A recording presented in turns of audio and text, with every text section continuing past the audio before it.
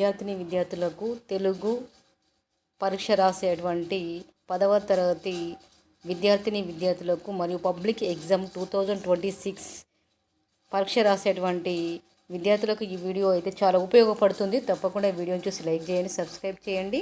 మీకు ఏమైనా అభిప్రాయం ఉంటే కామెంట్ చేయండి తప్పకుండా. మరి రెండవ పాఠము 10వ తరగతి తెలుగులో ఉన్నటువంటి తెలంగాణ సిలబస్ ప్రకారము రెండవ పాఠము ఎవరి భాష వాళ్ళకు వినసొంపు. రచయిత వచ్చేసి సామల సదాశివ గారు. మరి ఈ వీడియోలో తెలియజేయనిది ఏమనగా అంటే వీడియోలో వ్యాకరణాంశాల గురించి మరి వీడియోలో చెప్పబోతున్నాను. ప్రతి ఒక్క బిట్టులో ఏ ప్రశ్నలు ఉంటాయి, ఎలా రాయాలి, ఎలా ఆన్సర్ చేయాలి అనే ఉద్దేశంతో మరి వీడియో చేయడం జరుగుతుంది. తప్పకుండా లైక్ చేసి సబ్స్క్రైబ్ చేయండి. మొదటి బిట్టు చూసినట్లయితే అవగాహన ప్రతిస్పందన అని ఉంది కదా. అవగాహన ప్రతిస్పందన అంటే ఏంటిది? అవగాహన ప్రతిస్పందన అంటే ముందు దాన్ని అవగాహన చేసుకొని ఆ ప్రశ్న పైన ప్రతిస్పందన అనేది రావడము, ప్రతిస్పందన చేయడం అన్నమాట. ఒక ప్రశ్న మీద మనం ప్రతిస్పందన చేయడము. ఇందులో కింది అంశాన్ని గూర్చి మాట్లాడండి అని ఇవ్వడం జరిగింది. తెలుగు భాష గొప్పతనం గురించి మాట్లాడండి. అయితే ఒక ఆంగ్ల పదం కానీ హిందీ, ఉర్దూ ఇలా ఇతర భాషా పదాలు వాడకుండా, హిందీ కానివ్వండి, ఉర్దూ కానివ్వండి, ఇతర భాషా పదాలు వాడకుండా మాట్లాడాలి. ప్రయత్నం చేయండి. ఎవరు బాగా మాట్లాడతారో చూద్దాం అనేది మరి బిట్టులో ఇవ్వడం జరిగింది. కింది అంశాన్ని గూర్చి మాట్లాడండి అంటే కింద ఏ అంశం అయితే ఇవ్వడం జరిగిందో ఆ అంశాన్ని గూర్చి మాట్లాడాలి. తెలుగు భాష గొప్పతనం గురించి మాట్లాడండి. అయితే ఒక్క ఆంగ్ల పదం రాకూడదు, హిందీ పదం రాకూడదు, ఉర్దూ పదం రాకూడదు. ఎలాంటి పదాలు, భాషా పదాలు, ఇతర పదాలు వాడకుండా మాట్లాడాలి. అలా ప్రయత్నం చేయండి. ఎవరు బాగా మాట్లాడతారో అలా మరి చూద్దాం అనేది మరి ఈ బిట్టులో ఇవ్వడం జరిగింది. కింది పద్యాన్ని చదవండి, ప్రశ్నలకు సరైన జవాబును గుర్తించండి. ఇక్కడ ఒకటవ బిట్టులో రెండవ ప్రశ్న, గో మేరే షేర్ హై ఖవాస్ పసంద్ పర్ మేరీ గుఫ్తగు ఆవామ్ సే హై. ఇక్కడ చూడండి, కింది గద్యాన్ని చదవండి, ప్రశ్నలకు సరైన జవాబును గుర్తించండి. అంటే గద్యాన్ని చదివి ఇక్కడ ఉన్నటువంటి పేరాగ్రాఫ్కు అందులో ఉన్నటువంటి ప్రశ్నలకు సరైన జవాబును గుర్తించాలి. గో మేరే షేర్ హై ఖవాస్ పసంద్ పర్ మేరీ గుప్తగు ఆవామ్ సే హై. ఖాస్ ఆమ్ అనే రెండు మాటలు ఉన్నాయి. ఖాస్ అంటే ప్రత్యేకమైనది, స్పెషల్ ప్రత్యేకమైనది అంటే స్పెషల్, దాని బహువచనం ఖవాస్. ఖాస్ ఆమ్ అనే రెండు మాటలు ఉన్నాయి.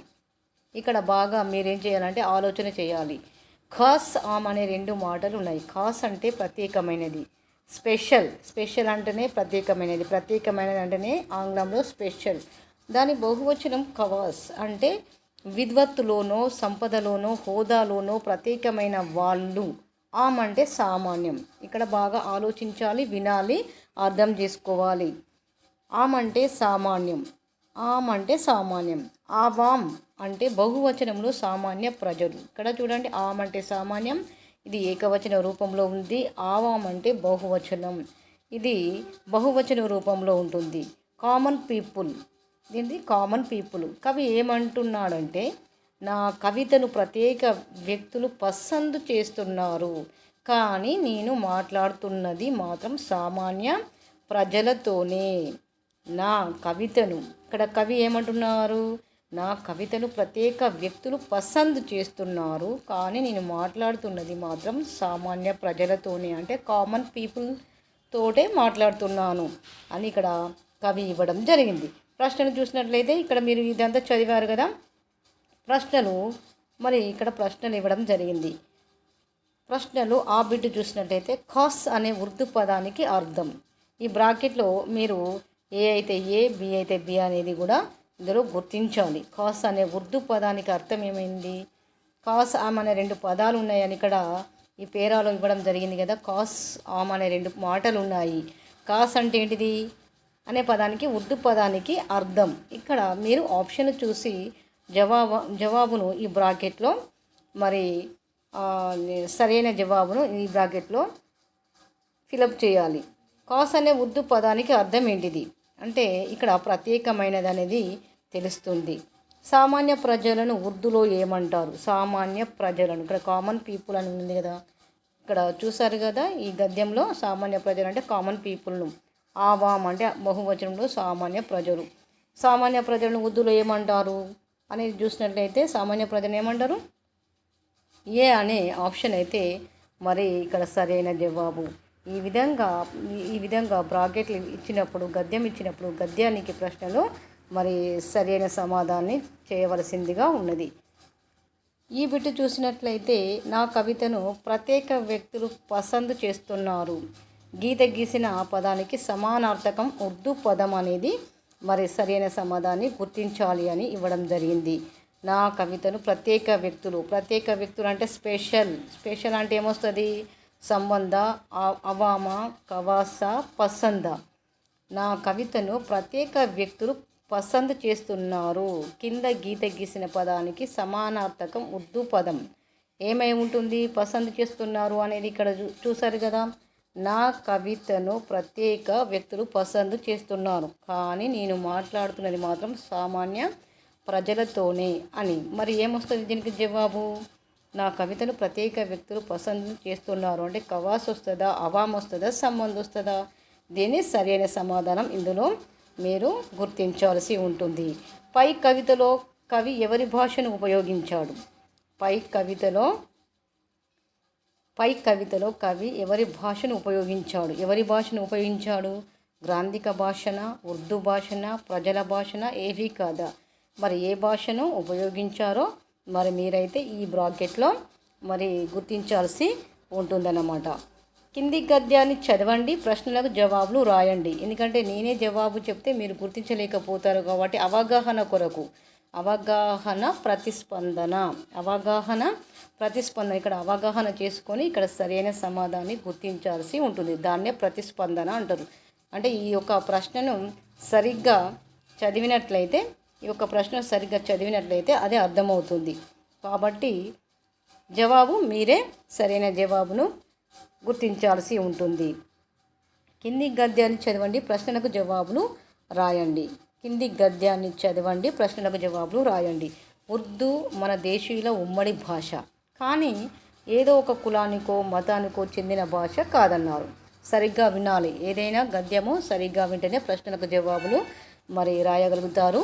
సరైన జవాబును బ్రాకెట్ ఇస్తే బ్రాకెట్లో గుర్తించగలుగుతారు. ప్రొఫెసర్ రఫియా సుల్తానా ఆ తరం వాళ్ళందరూ అట్లాగే అనుకున్నారు. ఇప్పటికీ ఉన్న ఆ తరం వాళ్ళు అట్లాగే అనుకుంటున్నారు. అందుకే నా ముచ్చట్లలో ఉర్దూతో మాకు గల సంబంధాన్ని యాది చేసుకుంటున్నారు. ఇలా ఉర్దూతో ఇలా వచ్చినప్పుడు దీన్ని అండర్లైన్ చేసుకోవాలి. ఉర్దూతో మాకు గల సంబంధాన్ని యాది చేసుకుంటున్నారు. మా చదువు ఉర్దూ మీడియంలో జరిగింది. హెడ్ మాస్టర్ అన్వరుద్దీన్ సాహెబ్, ఉర్దూ చెప్పే మౌల్వీ సాహెబ్లు 2-3 ఉండేవాళ్ళు. ఎంతమంది ఉండేదట ఉర్దూ చెప్పేవాళ్ళు?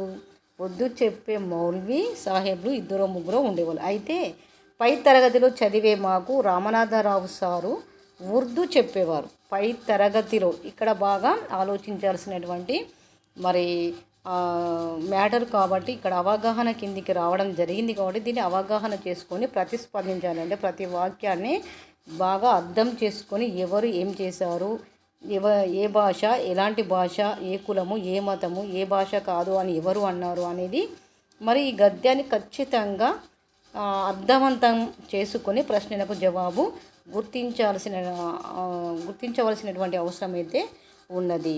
ఇక్కడ చూడండి, ఉర్దూ చెప్పే మౌల్వీ సాహెబులు 2-3 ఉండేవాళ్ళు. అయితే పై తరగతిలో చదివే మాకు రామనాథరావు సారు ఉర్దూ చెప్పేవారు. వారు మంథెన బ్రాహ్మణుడు. వీరెవరట? మంథెన బ్రాహ్మణుడు. FA ఇంటర్మీడియట్ చదివిన ఆ సారుకు తెలుగు, సంస్కృతం, మరాఠీ, ఇంగ్లీష్ భాషలో మంచి పాండిత్యం ఉండేదనేవాళ్ళు. ఎవరు? FA ఇంటర్మీడియట్ చదివిన ఆ సారుకు. ఏ సారుకు? రామనాథరావు సారుకు. మరి రామనాథరావు సార్కి తెలుగు, సంస్కృతం, మరాఠీ, ఇంగ్లీష్ భాషలో మంచి పాండిత్యం ఉండేదనేవాళ్ళు. ఉర్దూలో ఏదో ఒక పెద్ద పరీక్ష పాస్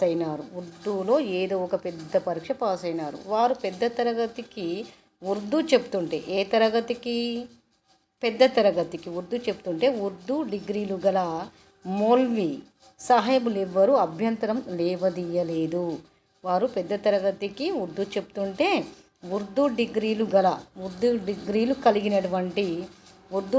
గల మౌల్వీ సాహెబ్లు ఎవరూ అభ్యంతరం లేవదీయలేదు. పైగా తమకు సరిగా అర్థం కుదరని ఉర్దూ షేర్ల తాత్పర్యం మా ముందరే రామనాథరావు సార్తో చెప్పుకునేవాళ్ళు.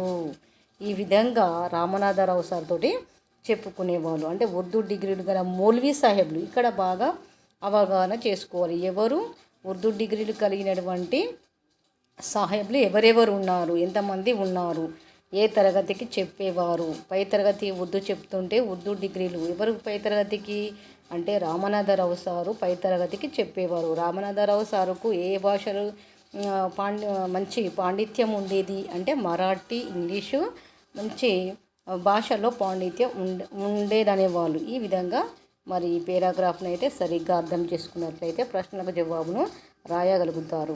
ఇక్కడ ప్రశ్నలు ఇవ్వడం జరిగింది కదా. మరియు రఫియా సుల్తానా తరం వాళ్ళు ఏమని అనుకున్నారు. ఇక్కడ చూడండి, ఇక్కడ పైననే ఉంది కదా, ఈ గద్యం ఇక్కడ ఉంది కాబట్టి ఈ గద్యాన్ని మొత్తం చదివినట్లయితే ప్రశ్నకు జవాబు సులభంగా రాయగలుగుతారు. మీరు రాసి మీ యొక్క అభిప్రాయము, ఈ ప్రశ్నకు జవాబు మరి కామెంట్లో రాయండి. రఫియా సుల్తానా తరం వాళ్ళు ఏమని అనుకున్నారు, మీకు తెలిసిన జవాబు అయితే కామెంట్లో రాయండి. రచయిత తన ముచ్చట్లో ఏ భాష సంబంధాన్ని యాది చేసుకున్నాడు అని మనం ఇక్కడ మరి గద్యంలో రావడం జరిగింది కాబట్టి ఇక్కడ అండర్లైన్ చేసుకున్నారు కాబట్టి మరి తప్పకుండా ఈ ఆన్సర్ని మీరు కామెంట్ రూపంలో రాయండి. రామనాథరావు సార్ ఎక్కడివారు, ఏ విషయాన్ని బోధించేవారు? రామనాథరావు సార్ ఎక్కడివారు, ఏ విషయాన్ని బోధించేవారు అంటే పూర్తిగా గద్యాన్ని సులభంగా అర్థమయ్యేటట్టుగా చదువుకుంటేనే ఆ ప్రశ్నకు జవాబు అనేది ఎలాంటి కాపీ లేకుండా ఈ ప్రశ్నకు జవాబు రాయగలుగుతారు. మౌల్వీలు రామనాథరావు సార్ను ఏ విషయమై సంప్రదించేవారు, ఏ విషయం పైన? ఇందాకనే చూడండి చివరి గద్యము చివరిలో చదువుకోవడం చేసాం కదా. మరి ఇవన్నీ సాహెబు మౌల్వీ అభ్యంతరం లేవదీయలేదు, పైగా తమకు సరిగా అర్థం కుదరదని మరి వీరు రామనాథరావు సార్తో చెప్పుకునేవాళ్ళు అనేది ఈ 2 లైన్లు ఖచ్చితంగా చదివితే ఈ ప్రశ్నకు జవాబు అయితే రాయగలుగుతారు. మౌల్వీలు రామనాథరావు సార్ను ఏ విషయమై సంప్రదించేవాళ్ళు అనే ప్రశ్నకు మరి మీరు ప్రశ్నకు జవాబు రాయగలిగితే మీ కామెంట్ బాక్స్లో ఈ ప్రశ్నకు జవాబు రాయండి. ఇక రెండవ బిట్ చూసినట్లయితే వ్యక్తీకరణ సృజనాత్మకత. వ్యక్తీకరణ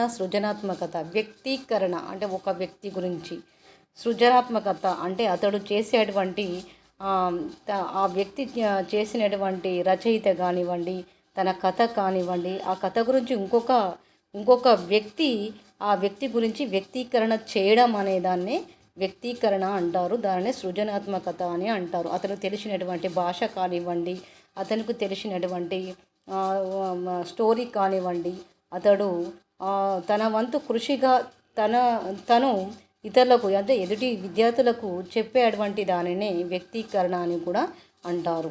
కింది ప్రశ్నలకు 5 వాక్యాల్లో జవాబులు రాయండి అని మరి రెండవ బిట్టులో వ్యక్తీకరణ సృజనాత్మకత అని ఇవ్వడం జరిగింది కదా.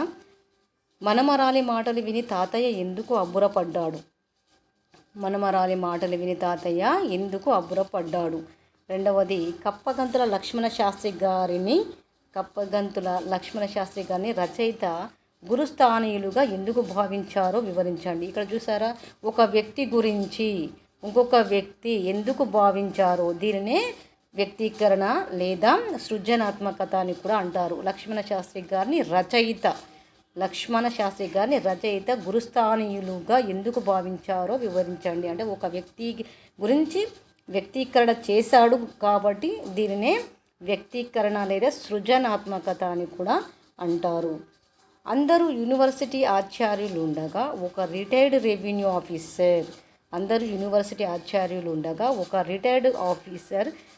ఆఫీసర్ అధ్యక్షత వహించడం ఏమిటి? అంటే ఈ పాఠము ఎవరి భాష వాళ్ళకు వినసొంపు అనేది పాఠము మొత్తానికి మీరు విన్నారు కాబట్టి మరొక్కసారి ఆ పాఠ్యాంశాన్ని క్షుణ్ణంగా చదివినట్లయితే ఈ ప్రశ్నలకు మీరు జవాబులు రాయగలుగుతారు. ఈ ప్రశ్న ఉంది కదా, అందరూ యూనివర్సిటీ ఆచార్యులు ఉండగా ఒక రిటైర్డ్ రెవెన్యూ ఆఫీసర్ అధ్యక్షత వహించడం ఏమిటి? అని రచయిత అనుకోవడంలో ఉద్దేశం ఏమై ఉంటుంది? ఒక రిటైర్డ్ ఆఫీసర్ అధ్యక్షత వహించడం ఏమిటి అనేది ప్రశ్న రావడం జరిగింది. అని రచయిత అనుకోవడంలో ఉద్దేశం ఏమై ఉంటుంది అంటే ఒక వ్యక్తి గురించి ఇంకొక వ్యక్తి ఉద్దేశాన్ని వెలుగుచ్చడం అన్నమాట. దీనినే వ్యక్తీకరణ అని కూడా అంటారు. రచయిత రచనా శైలిని ప్రశంసిస్తూ రాయండి. రచయిత రచనా శైలిని ప్రశంసిస్తూ రాయండి. పాఠ్యాంశాన్ని మీరు మొత్తంగా విన్నారు కాబట్టి రచయిత ఎవరు? సామల సదాశివ గారు. మరి అతని యొక్క రచనా శైలి ఏ విధంగా ఉంది? ఇతన్ని ప్రశంసిస్తూ మరి పాఠ్యాంశాన్ని రాయండి అని మరి ఈ ప్రశ్నలో ఇవ్వడం జరిగింది. కింది ప్రశ్నకు 10 వాక్యాలు జవాబు రాయండి. కింది ప్రశ్నకు 10 వాక్యాలు అంటే 10 వాక్యాలలో జవాబు రాయాల్సి ఉంటుంది. 10 వాక్యాలు జవాబు రాస్తే ఎన్ని మార్కులు వస్తాయి? 8 లేదా 10 మార్కులకు ఉంటుంది. ఈ పాఠం ద్వారా సామల సదాశివ గురించి మీకు ఏమర్థమైందో రాయండి. అంటే ఎవరి భాష వాళ్ళకు వినసొంపు అనే పాఠ్యాంశం 2వ పాఠము 10వ తరగతి తెలుగులో ఉంది కాబట్టి ఈ పాఠం ద్వారా సామల సదాశివ గురించి మీకేమర్థమైంది, అతని గురించి నీకేమర్థమైంది అనేది ఆ పాఠ్యాంశాన్ని కనుక క్షుణ్ణంగా చదువుకున్నట్లయితే తప్పకుండా ఈ ప్రశ్నకు జవాబు 10 వాక్యాల్లో రాయడానికి సులభంగా ఉంటుంది. కింది అంశాన్ని గురించి సృజనాత్మకంగా లేదా ప్రశంసిస్తూ రాయండి. కింది అంశాన్ని గురించి సృజనాత్మకంగా లేదా ప్రశంసిస్తూ రాయండి. మీ ప్రాథమిక విద్యాభ్యాస జీవితంలో మీరు మర్చిపోలేని జ్ఞాపకాలను ఒక వ్యాసంగా రాయండి. అంటే మీ ప్రాథమిక విద్యాభ్యాసము మీ యొక్క జీవితంలో మీరు మర్చిపోలేని జ్ఞాపకాలను ఒక వ్యాసంగా మీరు సొంతంగా ఒక 10 వాక్యాలు రాసినట్లయితే 10 మార్కులు రావడము లేదా 8 మార్కులకు రావడం అనేది ఉంటుంది. కాబట్టి సొంతంగా రాయడం నేర్చుకోవాలి. సొంతంగా 10 వాక్యాలు రాస్తే 8 మార్కులు. మీ ప్రాథమిక విద్యాభ్యాసం జీవితంలో మీరు మర్చిపోలేని జ్ఞాపకాలను ఒక వ్యాసంగా రాయండి. లేదా మీ పరిసరాల్లో జరిగిన ఏదైనా సంఘటనను వాడుక భాషలో సంభాషణగా రాయండి. అంటే మీ యొక్క పరిసరాలలో మీ చుట్టూ ఉన్నటువంటి పరిసరాలలో ఏదైనా సంఘటన జరిగిందనుకోండి, అది మంచి కానీ చెడు కానీ ఏదైనా ఒక సంఘటన జరిగిందనుకోండి, ఆ సంఘటన గురించి మీరు మాట్లాడుకునే వాడుక భాషలో సంభాషణగా అంటే ఒకరు లేదా ఇద్దరు వ్యక్తులు మీరు మాట్లాడుకున్నట్టుగా ఆ సంఘటన గురించి ఈ విధంగా జరిగింది, ఇలా జరిగిందని మీ ఫ్రెండ్స్ యొక్క సలహా తీసుకొని ఈ విధంగా రాయడానికి అవకాశం ఉంటుంది. 8 మార్కులు కూడా సంపాదించుకుంటారు. భాషాంశాల గురించి చూసినట్లయితే 3వ బిట్టు మరి పదజాలము అని అంటే భాషాంశాలు భాష యొక్క పదాలు ఏ విధంగా అంటే కింది పదాలను సొంత వాక్యాల్లో ప్రయోగించండి. పై గద్యంలో ఉదాహరణకు యాది చేసుకున్నామని రావడం జరిగింది కదా, మరి దేన్ని యాది చేసుకున్నారు అనేది గద్యాన్ని చూసినట్లయితే అదే ఉన్నట్టుగా రాయకుండా మీ స్వంతంగా యాది చేసుకుని మీ యొక్క స్వంతంగా ఉన్న ఏదైనా మీకు ఆలోచన వస్తే దీనికి సరిపోను జవాబును రాయడానికి వీలుగా ఉంటుంది. పదాలను సొంత వాక్యంలో ప్రయోగించండి. మీకు ఈ జవాబు మీరు సొంతంగా రాయగలిగితే కామెంట్ సెక్షన్లో దీని యొక్క జవాబు రాయండి. నేను నా స్నేహితుడు చిన్నప్పటి సంగతులు యాది చేసుకొని బాగా నవ్వుకున్నాం. ఆల్రెడీ ఇక్కడ ఒకటి ఉదాహరణ ఇవ్వడం జరిగింది. మరొకటి చూసినట్లయితే పసంద్ అనేది ఏ విధంగా జరిగింది అంటే రచయితనే కాకుండా మీ యొక్క స్వంతంగా కూడా పసందు అనే దానికి జవాబు రాయాల్సి ఉంటుంది. రమ్యం అనే పదం ఎక్కడ ఉంది పాఠ్యాంశంలో? రమ్యం అనే పదం ఎక్కడ ఉంటుందో ఆ పదాన్ని చూసి మీరు స్వంతంగా ఈ ఖాళీలో రాయాల్సి ఉంటుంది. క్షేత్రం అనే పదం ఎక్కడొచ్చింది? ఆ పదాన్ని ఉపయోగించి మరొక అర్థం వచ్చేటట్లుగా కూడా మరి సొంత వాక్యాల్లో ప్రయోగించడం చాలా మంచిది. కాబట్టి ఈ విధంగా మరి పదజాలం అంటే సొంత వాక్యాలు అంటే సొంతంగానే రాయాల్సి ఉంటుంది. కాపీ చేయడము ఉన్నట్లుగా రాయడం అనేది మరి సిలబస్ ప్రకారము అది మంచి ఉద్దేశం కాదు. కింది పదాలకు నానార్థాలు రాయండి. నానార్థాల గురించి ఒక వీడియో చేశాను. పర్యాయ పదాల గురించి కూడా ఒక వీడియో చేశాను. వ్యుత్పత్త్యర్థాల గురించి కూడా నేను ఒక వీడియో చేయడం జరిగింది. అందులో మరి నానార్థాలు అంటే ఏమిటి, పర్యాయ పదాలు అనగానేమి, వ్యుత్పత్త్యర్థాలు అనగానేమి అనే దాని గురించి కూడా వీడియో చేయడం జరిగింది. తప్పకుండా చూసి మరి నానార్థాలు గుర్తించండి. కవి అని అంటే నానార్థాలు ఏమీ వస్తుంది కవి అనేది. క్షేత్రం అంటే నానార్థాలు రాయాలి. క్షేత్రానికి తగినటువంటి అర్థాలు వచ్చేటువంటి దానినే నానార్థాలు అంటారు. కాబట్టి దీనికి సంబంధించిన నానార్థాలు మీకు తెలిసినట్లయితే కామెంట్ బాక్స్లో రాయండి. కింది పర్యాయ పదాలకు పాఠం ఆధారంగా సరైన పదాన్ని రాయండి. కింది పర్యాయ పదాలకు పాఠం ఆధారంగా సరైన పదాన్ని రాయండి. పర్యాయ పదాల గురించి కూడా వీడియో చేశాను కాబట్టి అది చూసి పర్యాయ పదాలు ఏ విధంగా, పర్యాయ పదం అంటే ఏమిటి అనేది కూడా అందులో ఉంటుంది కాబట్టి ఆ వీడియోలో మరి ఇల్లు గృహం అంటే దీనికి పర్యాయ పదం రాయాలి. ఇల్లు గృహం అనేది మరి పదం ఏ విధంగా వస్తుంది అనేది ఆలోచన చేసి అర్థం చేసుకొని ఇందులో రాయాల్సి ఉంటుంది. పొగడ్త స్తోత్రం, స్తోత్రం అంటే ఏ విధంగా వస్తుంది పర్యాయ పదము? పొగడ్త స్తోత్రం అనేది మీకు ఈ జవాబు తెలిసినట్లయితే కామెంట్ సెక్షన్లో రాయండి. ప్రియమైన విద్యార్థులకు ఈ వీడియో నచ్చితే లైక్ చేసి సబ్స్క్రైబ్ చేయండి. మరిన్ని వీడియోల కోసము ఈ ఛానల్ను మాత్రం తప్పకుండా ఫాలో అవ్వండి. మీకు ఏ డౌట్ ఉన్నా కూడా కామెంట్ సెక్షన్లో పెట్టండి. మరి దాని గురించి వీడియో చేయడం అనేది జరుగుతుంది. ఈ పాఠ్యాంశము 10వ తరగతి తెలుగు ఎవరి భాష వాళ్ళకు వినసొంపు రచయిత సామల సదాశివ గారి పాఠ్యాంశం నుండి నేను కొన్ని వ్యాకరణాంశాలు చెప్పడం జరిగింది. పబ్లిక్ ఎగ్జామ్ గురించి మరి ఇలాంటి తొందరపాటు లేకుండా ప్రశ్నను చాలా సులభంగా చదివి అర్థం చేసుకొని తొందరగా ఆన్సర్ రాసే విధానంగా మరి నేను చెప్పడం జరిగింది. ఓకే ఫ్రెండ్స్, ఈ వీడియో నచ్చితే లైక్ చేసి సబ్స్క్రైబ్ చేయండి. మీ యొక్క అభిప్రాయాన్ని కామెంట్ సెక్షన్లో పెట్టండి.